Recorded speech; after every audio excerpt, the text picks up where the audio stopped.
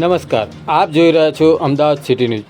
મહિલા અને બાળ વિકાસ વિભાગ ગુજરાત સરકાર અને જિલ્લા વહીવટતંત્ર ગાંધીનગરના સંયુક્ત ઉપક્રમે નારી વંદન ઉત્સવની ઉજવણી નિમિત્તે આયોજિત મહિલા સુરક્ષા રેલીને શેઠ શ્રી જે.એમ. ચૌધરી સાર્વજનિક કન્યા વિદ્યાલય સેક્ટર 7 ખાતે પ્રસ્થાન શ્રીમતી મીરાબેન પટેલ દ્વારા કરવામાં આવ્યું.